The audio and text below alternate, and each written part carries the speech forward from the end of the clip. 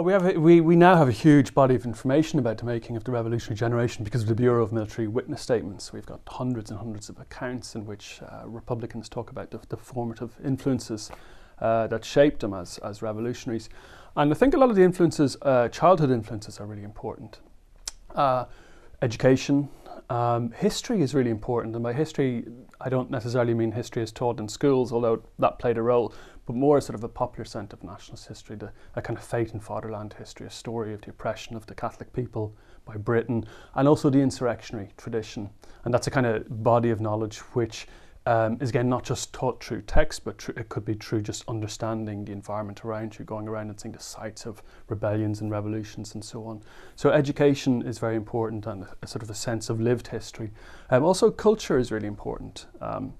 A lot of that generation who sort of are born around the 1890s come to an understanding of Irish identity through being exposed to cultural activities, most obviously the Gaelic Athletic Association, but also the Gaelic League. So there is a transition from, I suppose, learning about Irish culture, a strengthening of Irish national identity, and then that taking on a more political form.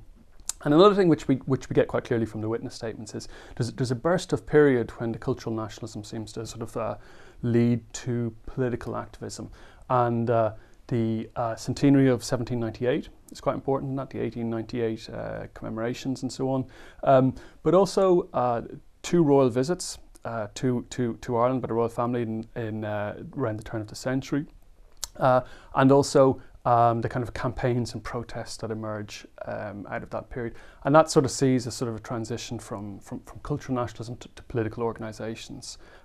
Another important factor which pops up in a lot of the accounts of that revolutionary generation is the Boer War, that sort of anti-imperialism. And of course what the Boers themselves are doing is quite important, in this sense that a fairly poorly armed group of people can actually take on the might of the British Empire and have some kind of sense of doing so.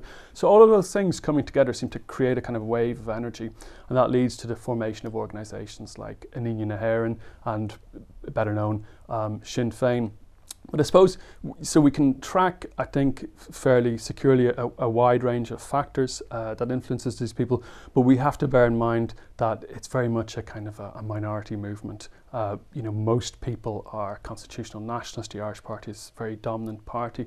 But I think what is important is that within nationalism, and that includes the whole spectrum of nationalism, there is a kind of a sort of a culture and a political idealisation of the revolutionary tradition. And when political events change, we'll see that kind of way of looking at the world take on a much greater importance.